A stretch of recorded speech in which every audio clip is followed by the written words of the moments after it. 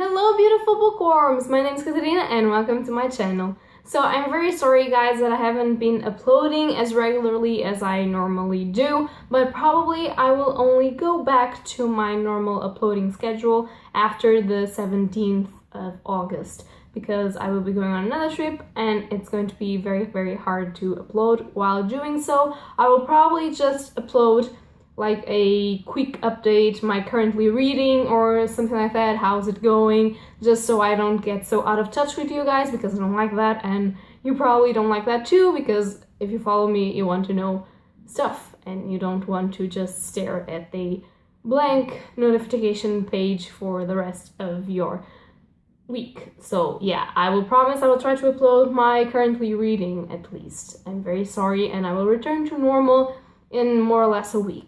So sorry about that, guys. So today I decided I would do a little non-spoiler book review for a book that I finished last month and that I want everybody to know and that I think would compensate a little bit the fact that I haven't been uploading as regularly as I should. So I will be doing a book review for the book The School for Good and Evil by Suman Chainami. This is the hardest name I've ever pronounced in my entire life, and I'm not even kidding you. So, kudos for that. And as you can see, first of all, this cover is just so beautiful. I do believe that, although this is a Portuguese edition, I do believe the English edition is the same, and it's just so beautiful. It has little pieces of like blue and purple and black is just so beautiful, and the naked cover is also beautiful too. Like I'm going to show it to you guys. It's really beautiful, and I'm just going to take a moment to dress this book again because I'm terrible doing this under pressure in camera. So let's just take a short pause. So my book is dressed already. I'm sorry that I had to stop the video, but I'm not very good at doing things with just one hand and the other one holding the book, so yeah. But basically this is a middle grade book, and some of you might think, why are you reading a middle grade book when a while back you said that you wanted to read more adult fantasy and more adult books, and you actually have been. And I have to say that, first of all, I was very curious because everyone that has got access to this book has been ranting about it on YouTube for like a while. Like, BookTube is filled with this book, and I had no idea what this was. And the cover is just so nice, really, even for a middle grade book. It doesn't seem like a book for, like, you know, very small children. Not that there's any problem with that because I read a lot of those books, but just saying, the cover is really good, and the story caught my attention, and once I started reading I couldn't stop. And actually I have the second book already, and the third one is already out, but I don't have it, so I'll have to get it eventually, but because I want to know the ending of this, and I'll probably read the second book right now on my next trip, so I need the third one. But yeah, this review is for the first one. So this is, like I said, a middle grade book, and it's really great. It's basically the story about these two girls, Sophia and Agatha, and basically they're from a village where every year or so two children, a boy or a girl, or a girl and a girl, or a boy and a boy, disappear without a trace. And there's this myth that they go to this school that is called the School for Good and Evil, and there's a school for good people that makes them turn into princesses or prince, and that makes them be the heroes of fairy tales and stuff like that, and a school for villains, for witches, for bad people, that makes them turn into the villains of fairy tales. And although one of them does not believe that, the other one totally believes it and wants to be chosen for it. And so they are, but there's only a problem. Sophia, who wanted to be a princess, ends up in the school for evil, and Agatha, who supposedly looks like a witch and is all dressed in black and everything, ends up in the school for good, which is a pink trouble school. It's just so creepy. Like, I hate pink. So I was reading this book and I was like, oh my dear Lord, poor girl. Why do they force you to wear pink? But that's another story.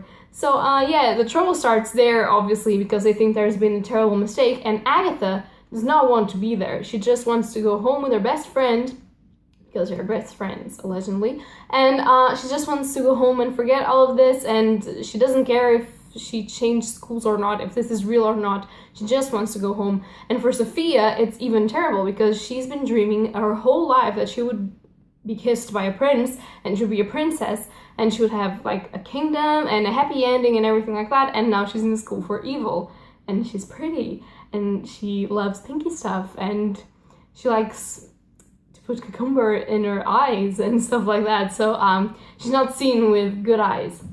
And it starts from there, and it's just such an amazing ride, and I just love this book.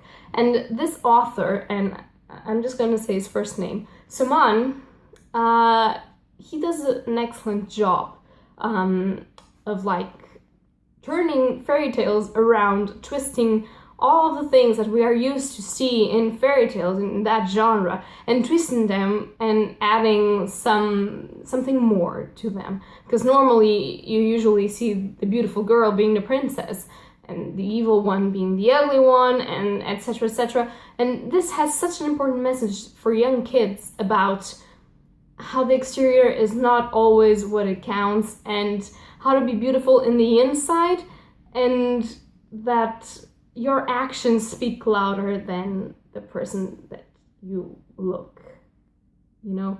And I think that's very important, because I am from a generation where princesses are beautiful, and they don't have flaws, and they're just beautiful, and the witch is that ugly old lady that you don't want to cross in the street. And I think you need to change that view, because sometimes pretty people are not beautiful, and people that could be considered not the epitaph of pretty are actually the most beautiful people you could ever meet in your entire life. But yeah, that's for a whole nother video. But yeah, that's my point of view. And I have to say that one thing that it does is that his writing could be perfectly understood by middle grades, but I do believe that for young adults, it's not boring either.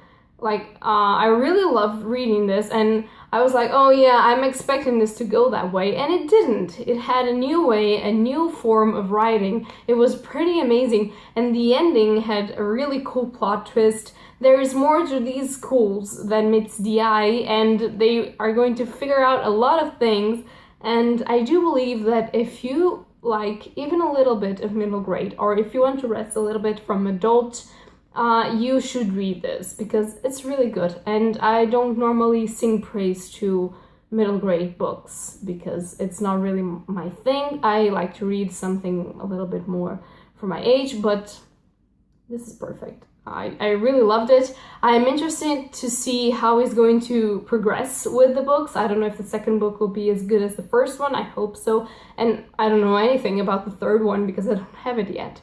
But I heard that this is going to be adapted, possibly to a movie, so I can't wait to read it. And I know a lot of people here on BookTube that have actually read it and sing its praise, so yeah, I think you should give it a chance. It's really, really cool, and you have cool art inside. In each chapter, you have art, oh, you see, and there's on the first page always art, and it's pretty cool. I think that you should give it a shot. It's really cool. I can't sing praise enough for this book. I wasn't expecting all the plot twists. I wasn't expecting such a different approach to a fairy tale, because it's not normal, and it's so refreshing. I really adored it. So I hope you guys liked this review. If you like it, leave a like or comment or subscribe down below. If you've read this book, tell me if you liked it as much as I did, or if your opinion is not the same as mine. I would really want to know how this book is going on social media. I know that a lot of people love it, but I don't know if someone hates it. So if you do, I would like to know your reasons, just so I can discuss them with you. And that's it for you guys. So I'm really sorry once again that I'm uploading so little, and I promise that for next week things will be different, and I will try to keep you posted on my currently reads. Probably it will be the second book of this trilogy, but I am not sure, so wait and see. So yeah, guys, that is all for today, and happy readings to you all. Bye!